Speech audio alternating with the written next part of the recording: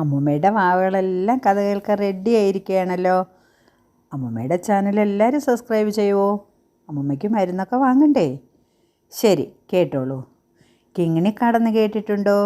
അവിടെ ഒരു കടുവ താമസിച്ചിരുന്നു. അതിന് നല്ല വയസ്സായി. എനിക്കിപ്പോൾ ഇരപിടിക്കാനേ കഴിയുന്നില്ല.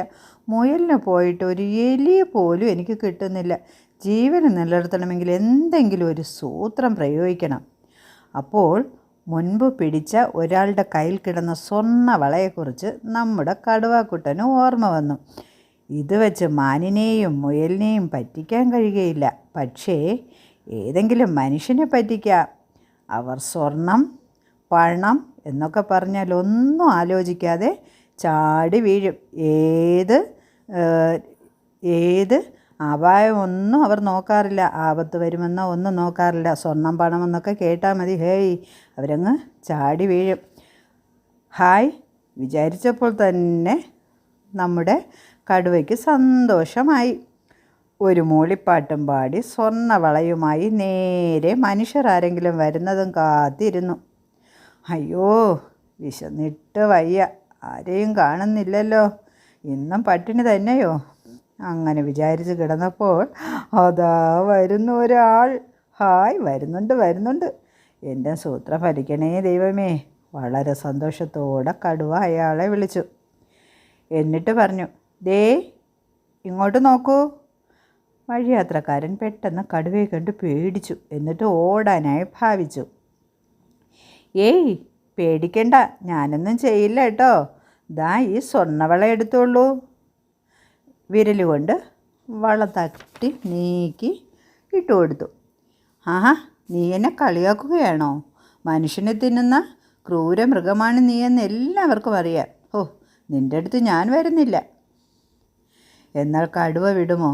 കടുവ ശാന്തനായി പറഞ്ഞു, ഏയ് നീ ചിന്തിക്കുന്നത് ശരി തന്നെ. എന്നെ നോക്കൂ, എൻ്റെ കൈകാലുകൾക്ക് ബലമില്ലാതെ നഖങ്ങളുടെ മൂർച്ചയൊക്കെ പോയി. ഞാൻ ഭക്ഷണത്തിനായി ഒരുപാട് പേര് ഉപദ്രവിച്ചിട്ടുണ്ട്.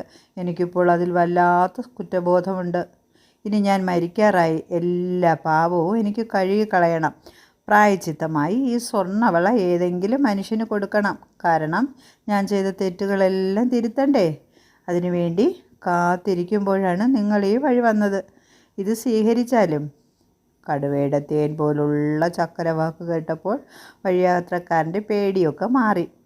ആ സ്വർണ്ണവള സ്വന്തമാക്കാമെന്ന് അയാൾ തീരുമാനിച്ചു.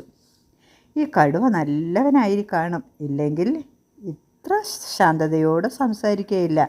വള തരാമെന്ന് തന്നെ അതിനെന്നെ പിടിക്കാമായിരുന്നല്ലോ എന്ന് വിചാരിച്ച് സ്വർണ്ണവള എടുക്കാനായി കടുവയുടെ അടുത്തേക്ക് ചെന്ന് പയ്യെ കുനിഞ്ഞു. കടുവ അയാളുടെ മേലൊറ്റ ചാട്ടം. ഇതിൽ നിന്ന് നമുക്ക് എന്താ മനസ്സിലാക്കേണ്ടത്? ശത്രുക്കൾ സ്നേഹഭാവം കാണിച്ച് വന്ന് ശാന്തതയോടെ ഒന്ന് സംസാരിച്ച് വിലപിടിച്ച സ്വർണമോ പണമോ എന്തെങ്കിലും തരാമെന്ന് പറഞ്ഞാൽ അതിൽ ചതിയുണ്ടെന്ന് മനസ്സിലാക്കാനുള്ള കഴിവ് അയാൾക്കില്ലാതെ പോയി. ഇതുപോലുള്ള കുറേ വഴിയാത്രക്കാരെ വീണ്ടും അയാൾ പറ്റിച്ചു. ബുദ്ധിയില്ലാത്തവരെല്ലാം ആ കടുവയുടെ വലയിൽ വീണു. കുറേ കാലം അങ്ങനെ കടുവ സുഭിക്ഷമായി തന്നെ ജീവിച്ചു. എല്ലാവർക്കും കഥ ഇഷ്ടമായോ? ശരി, എൻ്റെ വാവുകളെല്ലാം കണ്ണടച്ചുറങ്ങിക്കൊള്ളൂ. Good night.